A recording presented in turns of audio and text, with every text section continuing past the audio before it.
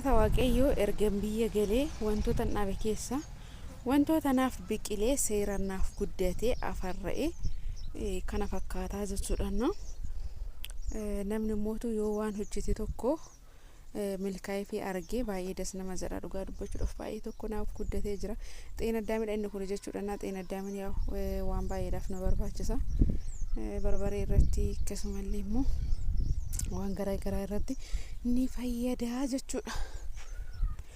Ashama harka fuuni hordoftoota masiyaarsituu jira jirtu bakka jirsetti nageenya waaqayyo isiniif haa baay'atu. Guyyaa irraa viidiyoo birootiin deebi'ee dhufee jira jechuudha. Ergan biyya galee wantoota dhaabe keessa wantoota naa biqilanii jechuudha.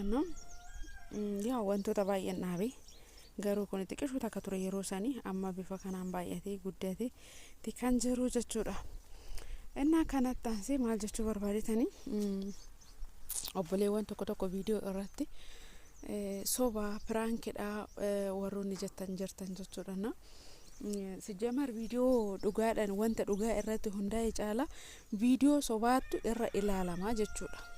Viidiyoo sobaatti irra ilaalama maaliif akka ta'e hin beeku malee jechuudha. Namni osoo waan gaarii tokko hojjetee osoo waan shaggaa tokko hojjetee isa caala viidiyoo sobaa piraankii waan garagaraa irratti xiyyeeffannoo qabna malee viidiyoo dhugaa irratti hundaa'e ilaaluudhaaf fedhii hin qabnu baay'inni jechuudha. Sanii fedhaa miidiyaa irratti sobatu baay'atee waan akkasii koomentii jalatti viidiyoon ilaalaa ture tokko koomentiin ilaalaa ture jechuudha. Sirriidha. Namni amma waan dhugaa dhiise waan sobaa irratti hundaa'eeti kan hojjechaa jiru miidiyaa irratti jechuudha. Namni tokko erga miidiyaa fayyadamaa eegalee maaliif jenna wanti dhugaa ta'e wanti nama barsiisu tokko osoo namni hojjete namni isarraa hin laalu waan ta'eef jechuudha. Soba piraankii waan garagaraa waan akkasiiti jechuudha. Keessattuu obboleewwan biyya arabaa immoo ofiin shawwadina ofiin attaallalina piraankiidhaan waan garagaraati ofiin attaallalina isin jechuu barbaadetanii waan dhugaa hin taane irratti yeroo keessan hin gubina waan isin fayyadu irratti yeroo keessan gubuu isin wayya warroonni chaanalan biraatanii batannatinis immoo banattanii irraa fayyadamuu qabdanii chaanaaluma namaa qofa ilaaltanii chaanaaluma namaa qofa guddisuu qofa osoo hin taane ofii keessafinis banattanii irraa fayyadamtoota ta'uu qabdan jechuudha. Obboleewwan hedduun biyya ormaa gola madaamii keessatti haala hin mijanne keessa taa'anii yuutuuba banatanii har'a biyya galanii kan yuutuuba hojjetanii irraa fayyadamaa jiran ijoollee hedduutu jira jechuudha. Ijoolleen Oromoos ta'e ijoolleen Amaaraa namni kamiyyuu jechuudha irraa fayyadamaatidha kan jiranii. Kanaafiyyuu banadhaa yuutuuba warroonni akkamitti akka banatan jalqabarraa hanga dhumaatitti warroonni barsiisan namoota hedduutu jira waan ta'eef iyyuu jechuudha. Har'a gaafa mana madaamii keessa jirtanii genzaba argattan yeroodhaaf argannu tana qofa ilaaltanii hin shawwadamina maaliif achi galuutu jira biyya ofiitti jireenya itti fufuutu jira waan ta'eef jechuudha. Gaafa biyya galle filannoo hin dhabna deebinee filannoo biyya ormaa goonaa jechuudha. Kanaafiyyuu miidiyaa irrattis hojjettanii genzaba irraa argachuu hin dandeessan waan ta'eef iyyuu hojjechuu ni dandeessanii isiniin jechuufan jechuudha. Namni yoo hojjete namni kamiyyuu waan tokko hojjete bu'aa irraa argata. Sirriidha. yuutuuba osoo namni tokko faayidaa irraa argachuu baate waayifaa kaffalee namni yuutuuba irratti yeroo isaa gubu tokkollee hin jiru jechuudha. Hundumtuu namaayyuu warroonni yuutuuba fayyadaman martuyyuu waan irraa fayyadamanii fi faayidaa waan argataniifidha jechuudha. Sobatu baay'ata miidiyaadhaaf jecha soba warroonni jettan yoo jettanillee jirtan koomentii jalatti viidiyoo tokko ilaalan ture jechuudha. Viidiyoon dhugaa irratti hundaa'ee baay'ee hin ilaalamu yeroo baay'ee jechuudha. Kanaafidha amma ijoolleen Amaaraa yeroo baay'ee kan hojjetan yoo jiraate piraankii waan soba ta'e waan akkasii sun hin ilaalama jechuudha. Maaliif akka ta'e hin beeku viidiyoon waan akkasii sirriitti ilaalama jechuudha. Gem piraankii viidiyoon qubna gara qabu viidiyoon nama barsiisuu danda'u viidiyoo namni irraa barachuu danda'u tokko namni tokko yoo hojjete garuu viidiyoon sun iyyitaa hin qabu yookiin ilaalcha hin qabu jechuudha.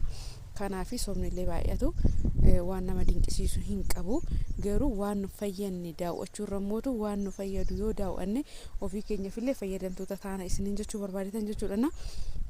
Keessattuu shamarri yeroo jalqabaatiif miidiyaa irratti baatee viidiyoo hojjechaa turte ijoollee saba kam keessayyuu yetambiidha jechuudha. Har'a sadarkaa isheen irra jirtu miidiyaa irratti hundumti keessaniyyuu argaa jirtan namni yetambii wayin demo lamlam hin beekne hin jiru jechuudha.